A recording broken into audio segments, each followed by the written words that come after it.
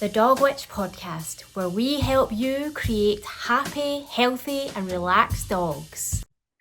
Hello there, and welcome to the latest episode of the Dog Witch podcast with me, Lisa McCabe, your host. Today, I am here with Kezia Hall, who is a holistic nutritionist and coach, and she helps women basically cut through the noise and feel and look fabulous. Hi, Kezia, how are you? I'm really good. I'm very excited to be talking to you, Lisa. Brilliant. Could you just give us a little kind of bit of introduction to you and your business and just let us know what you do? Sure. For the last probably 10 years or so, have primarily been working as a holistic nutritionist and coach. And that means, that's a lot of words, but all that really means is I help women to figure out what is the root cause of some of their symptoms and how they feel, especially people that maybe feel like they've been fobbed off or not listened to or have been told they're air quotes fine when clearly they wake up every day and do not feel fine or have symptoms that aren't fine. I help them using a more functional medicine approach or a holistic evidence and science-based approach to really look at, okay, what could be driving some of these symptoms? Because when you can uncover what the problem really is, then you can apply the strategy that's going to help. And I think one of the things we've lost a lot, especially in women's health, which I won't even get started on the history with women's health, but because of the lack of research and the just how that's been handled over the decades, centuries, a lot of the time we don't, especially women. I work primarily with women, although sometimes the women I work with send the men in their lives to me as well. They go be like, oh, go work with Kezia, you need to go sort yourself out. So I do get men in as well, but I mainly talk to women on my podcast and all the stuff that I create.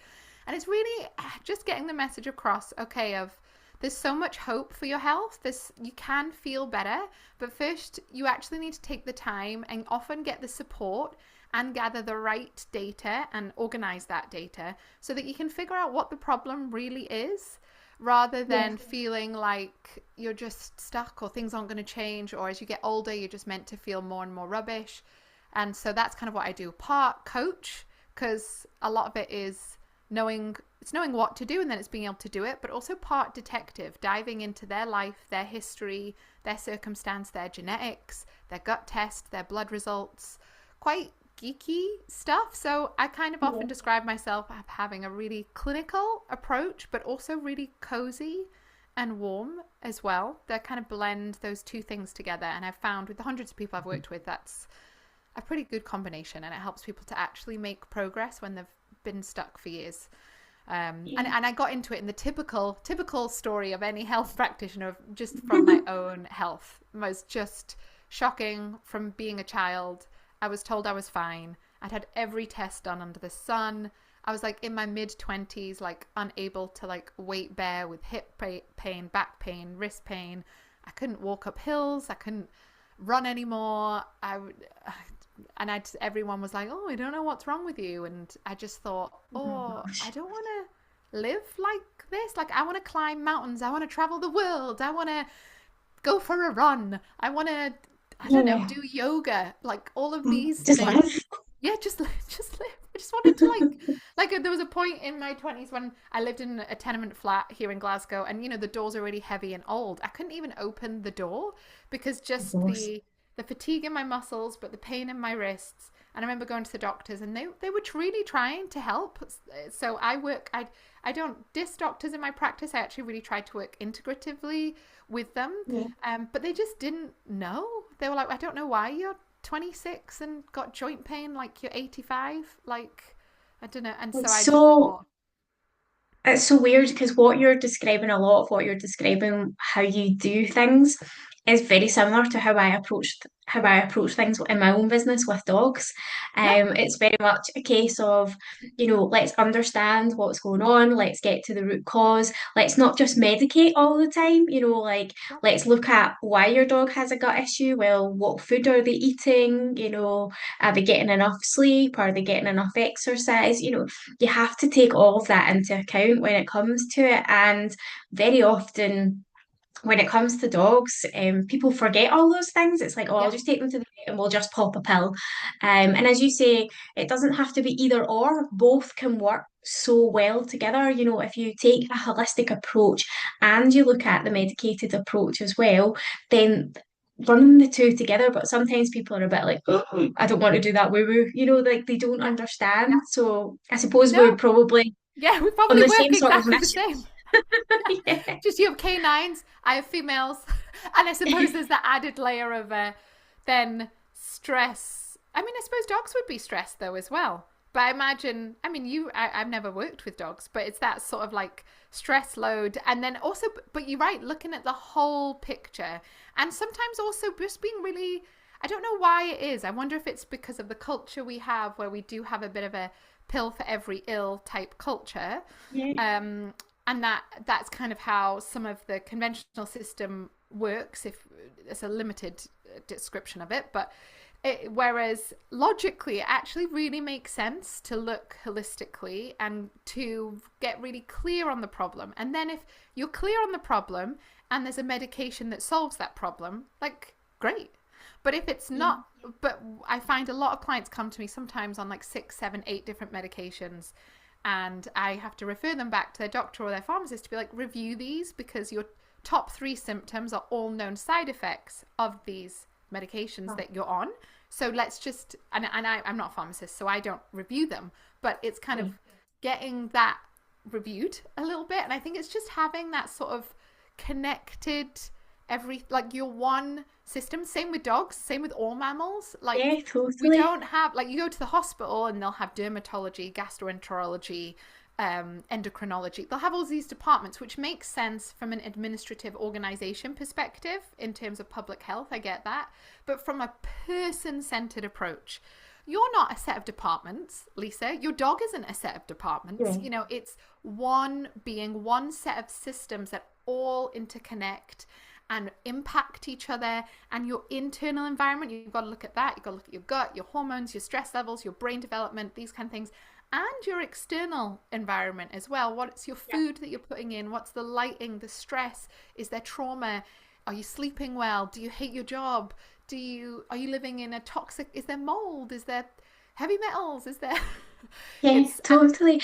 It's exactly the same approach as I do with dogs. It's like, you know, as you're saying, like you're talking about the symptoms from like medications, and sometimes like dogs who are maybe on like medication for arthritis, for example, if they're on that long term, they can then develop other issues on top of that. So it's kind of like, but they're not actually seeing the benefit from taking those. So it's kind of like, well, could you go back to your vet? Because again, I'm not a vet, you know, I can't diagnose, I never would. So it's like, could you go back to your vet, see if you can get that reviewed, and you know, could we try some golden paste? Could we try some sweet potatoes? You know, that kind of thing. Could we try that and see if that helps?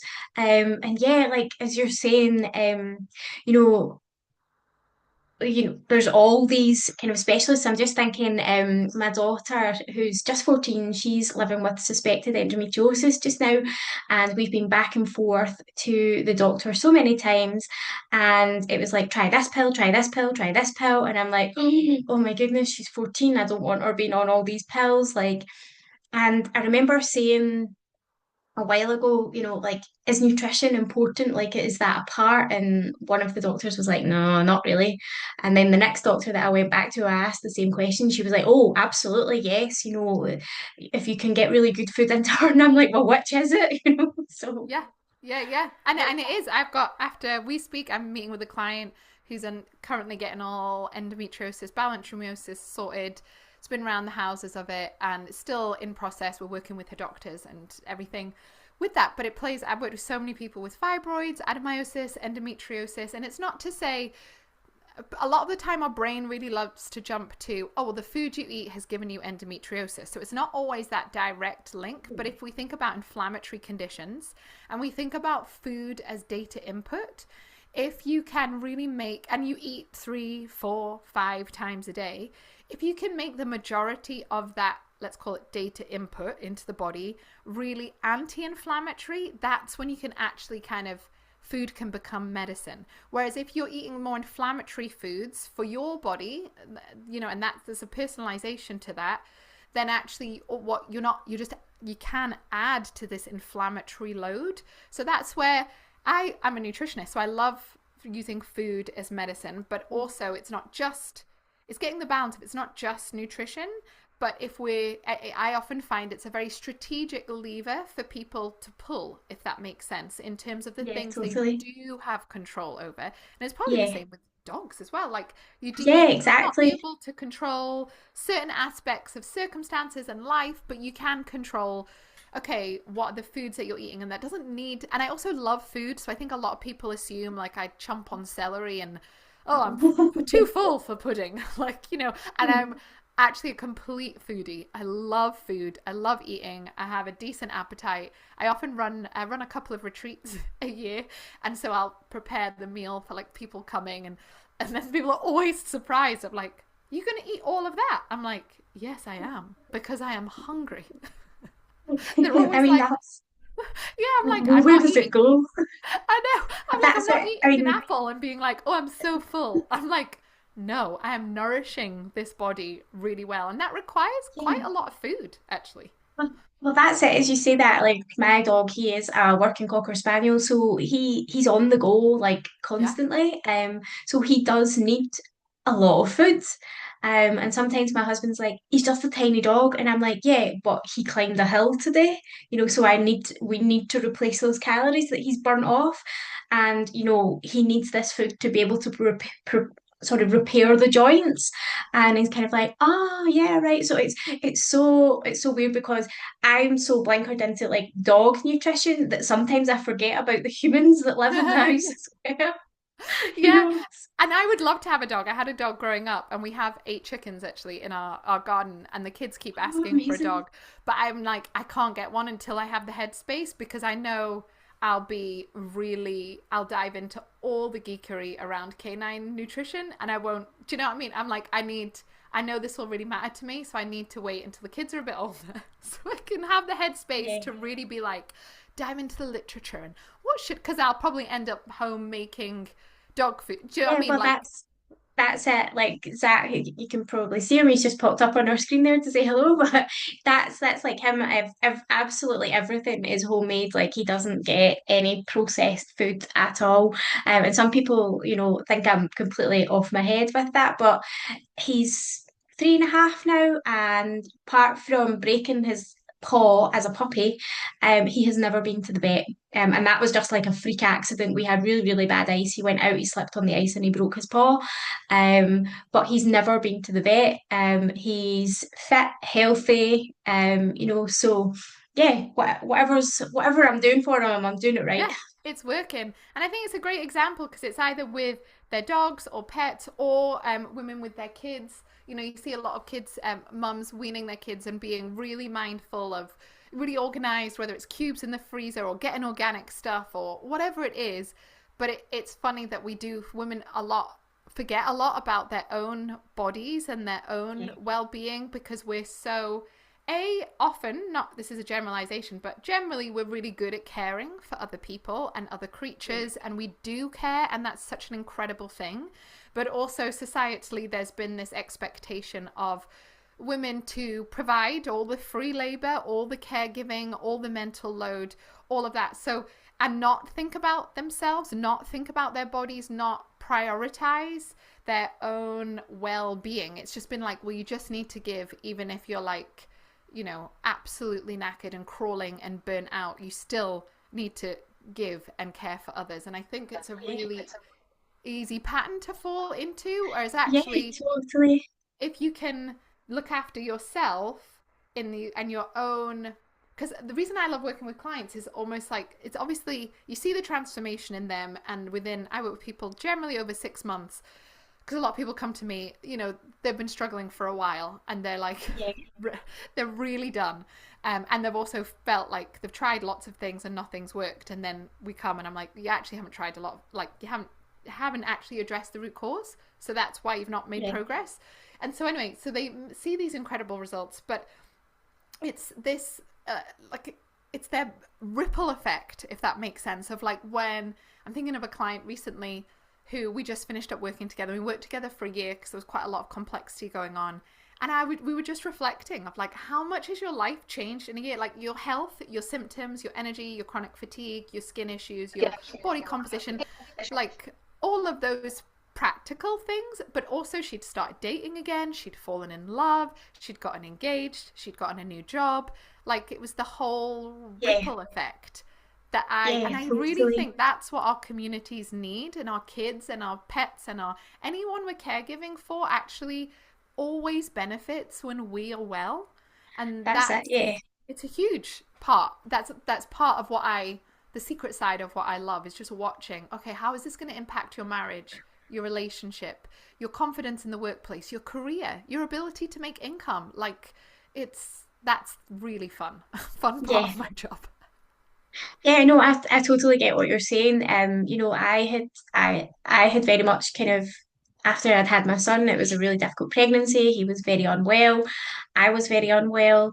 And I was so focused on making sure that he was okay that I kind of forgot about myself. And that kind of went on for years, and eventually my body just kind of broke down, and it was like, no, you have to look after you now.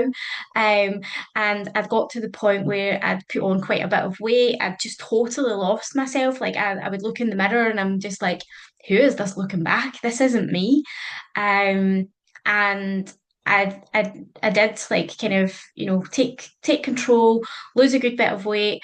Thought I was doing really well, and then I was diagnosed with diabetes, and it was like, where did that come from? You're like, what? I was not expecting yeah, that. and my GP was like, I can't understand where this has come from either. But it turns out I just have really dodgy genes, and I had gestational diabetes, so it would have got me at some point. And over the last couple of years, I've worked really, really hard to, like, I ate really well anyway. That was the thing, because like you, I'm a total foodie. I love to Yeah. cook, and I'm a feeder as well, so I love to feed.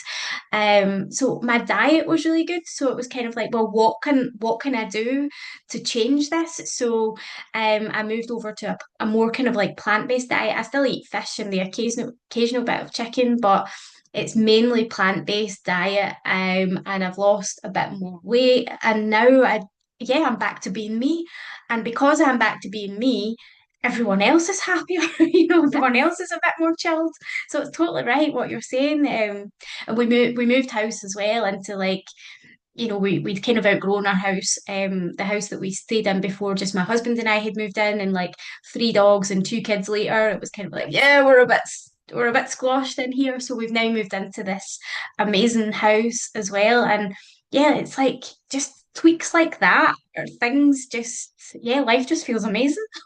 Yeah, and it's funny because I think a lot of the conversations I have with people, if they're thinking about working with me, or even just in general when you're out and about with friends, is there is this kind of like underneath the surface, this guilt around it, or it's really interesting, like what drives that neglect or abandonment of ourselves and our well-being? Because logically, I think most of us can logically get on board with, if you're well as the mum, wife, partner, person in your workplace, actually everyone around you is going to benefit. I think we kind of get the logic of that, but the actual practical application hits, like the things that stop us is often something deeper, and it's individual for each of us. But I think a lot of people I talk to, they feel guilty about spending the time or the money on it, or they feel like it's all hopeless, or they don't feel like there's any point, like they're not worth it if they're not worthy for it. Like, oh, I can't spend money on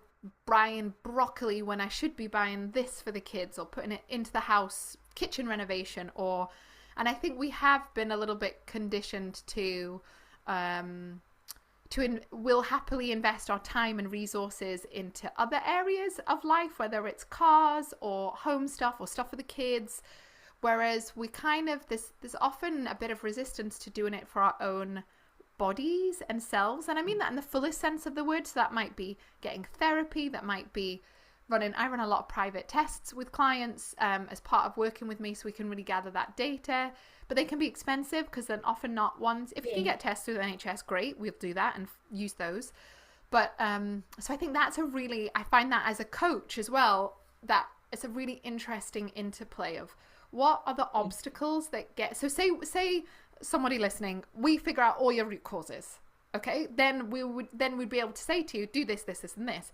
But even then, there's resistance sometimes, and that's a deeper part of it, isn't it? Of like, Yeah.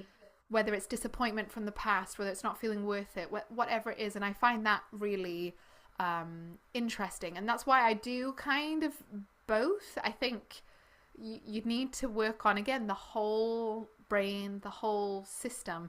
But you're right, but it's a brilliant story of just everyone in your family, your dogs, your kids, when you Everyone's. thrive, everybody thrives, and you have Yeah, more totally. resiliency, energy, headspace, mental clarity to help your dogs with something, to help your kids with something, to work on your business, to like, I think we forget that when we are doing well, our body, like in our bodies, our hormones, our energy, our mental health, the full gamut.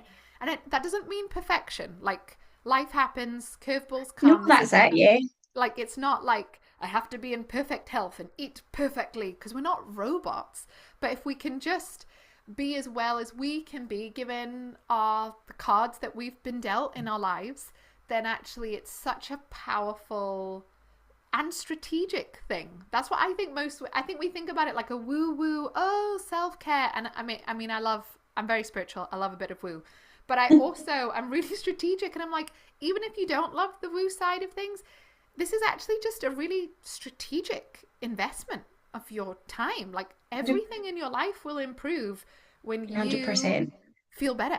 And that's it's like my secret mission of how we change things in the world, like creating like more, even like global or change in our communities, is I'm like, oh, if more women felt good and less awful and tired and fatigued and burnt out, because women care about stuff.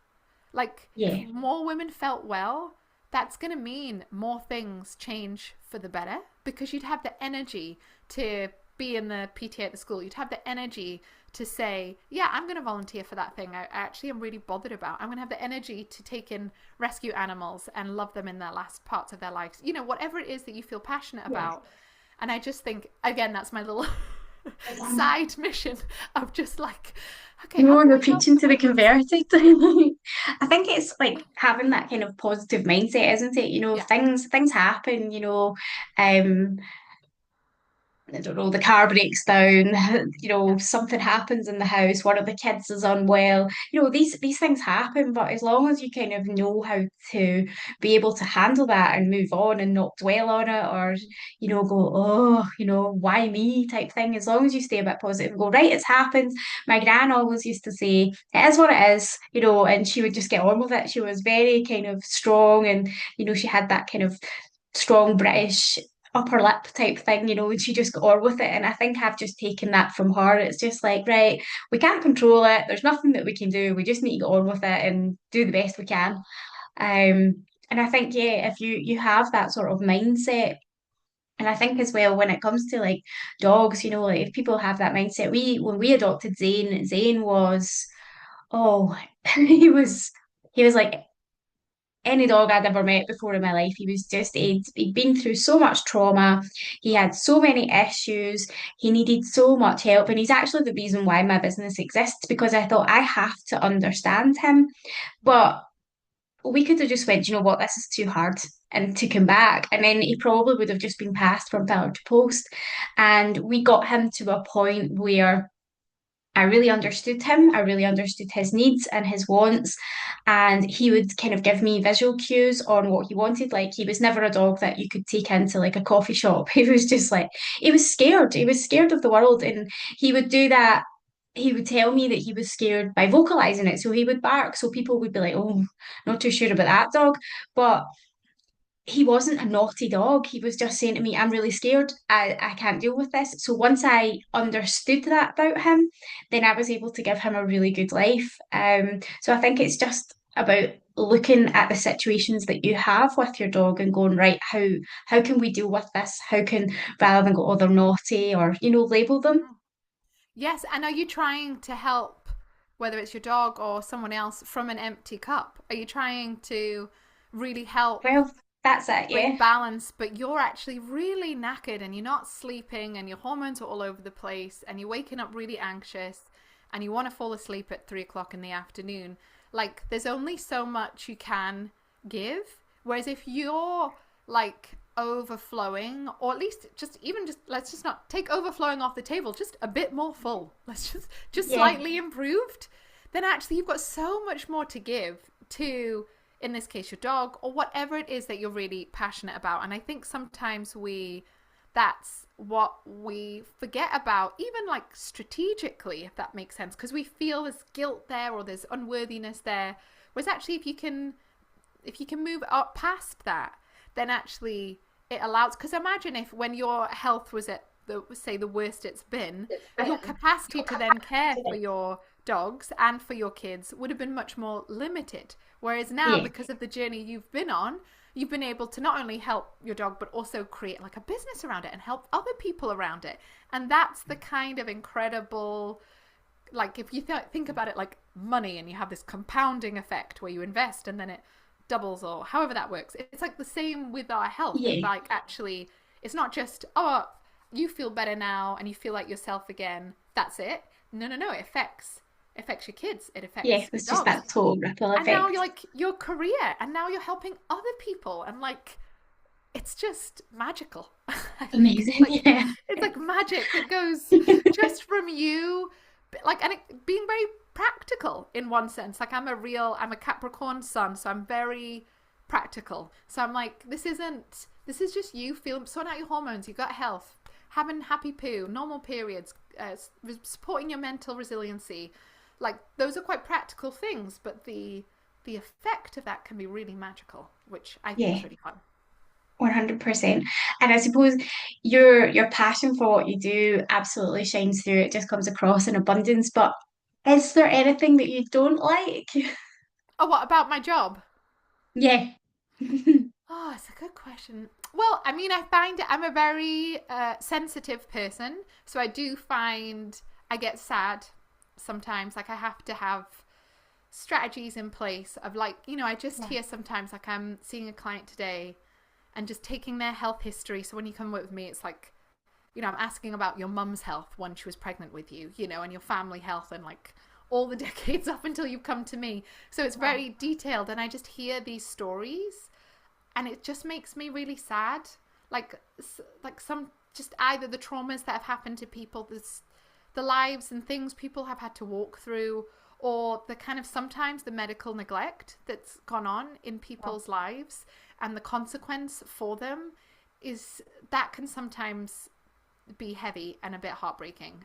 Like So I suppose in a way you have to build a kind of resilience to that. I do. And it's also why, like, I don't work with like 1,000 clients a year. Like Yeah, I like to have really quality, quite in-depth programs with my clients. So I work, I don't have more than like 10 or 12 people at once.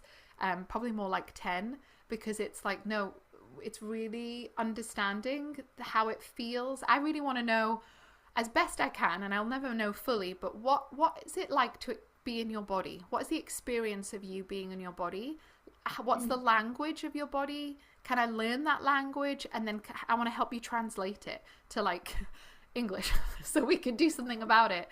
And that, I think, sometimes is that's difficult, I find. But I've been doing this for long enough now that I have certain tools in place to help with that. And the process, there's the shadow and the light side.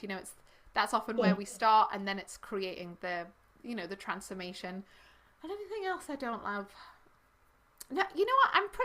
There's some admin things that I don't love. Like, I'm not great. Who does? Like, so there's definitely that 10% where I'm like, oh, this just needs to be done. I need to like keep a log of all my continued professional development, which I do and I love, but I'm not good at keeping a log of it, these kinds of things.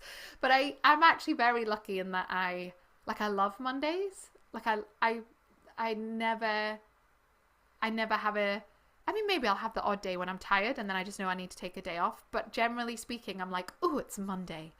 Like I'm excited to get up and do what I do and have crafted a job that's can be flexible around my kids. You know, like I had a really awful pregnancies. I had twins and was very sick, and then I had three kids under 2, and it was Wow.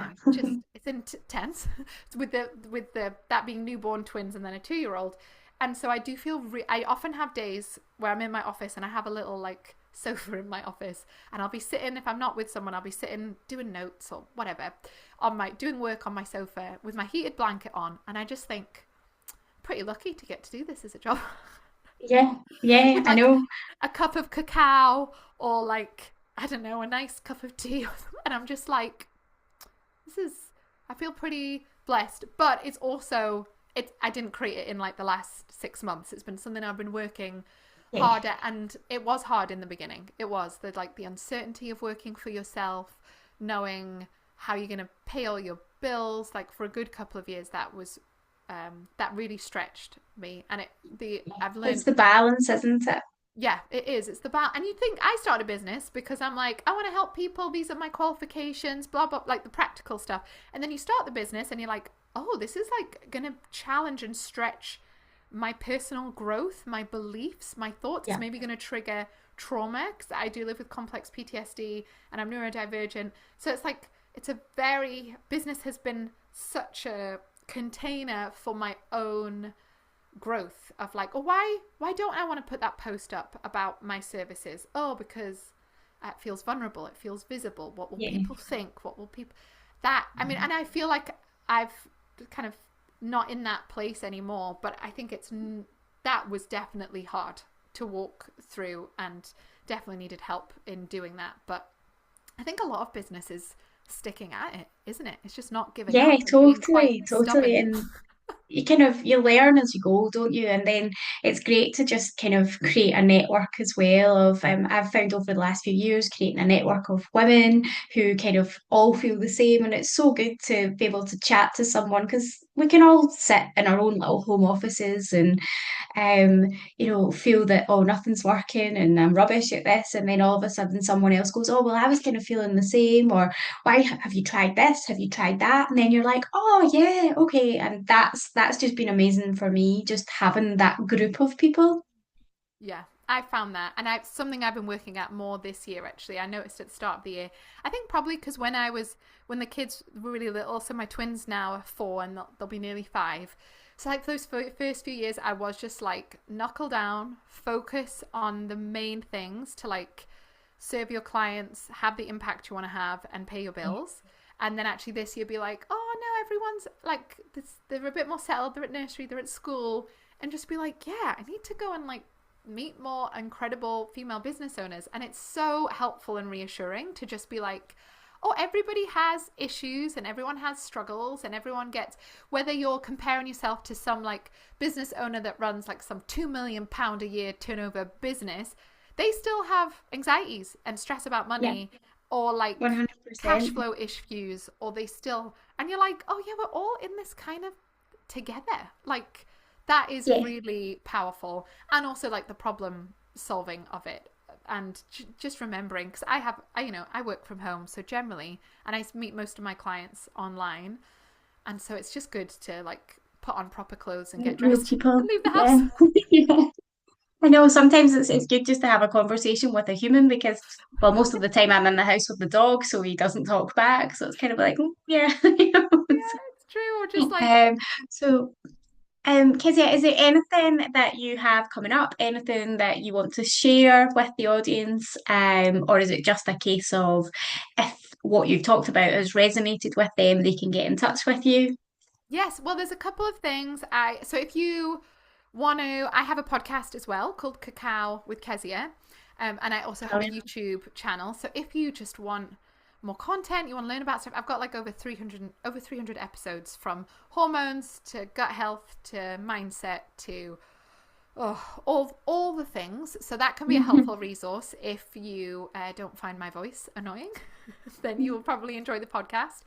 And then I do have space. I'm currently got space for like 2 new clients before the end of the year. So if you want to talk about it, I offer a free call. And I know free calls can feel a bit like weird to just book with someone you've not met, or you think I'm gonna like ask you to get out a credit card, or I don't know, go all like car salesman on. That's always what I'm scared of. But that's not how I work at all. I would love just to chat with you. And the point of the free call is for you to get clarity on what might be your root causes, what could be the real problems. And then you can ask questions about working with me, and we can figure out if there's what kind of program would suit you. And I offer one-off sessions, and I also offer longer term. So you can book that at keziahall.com/book.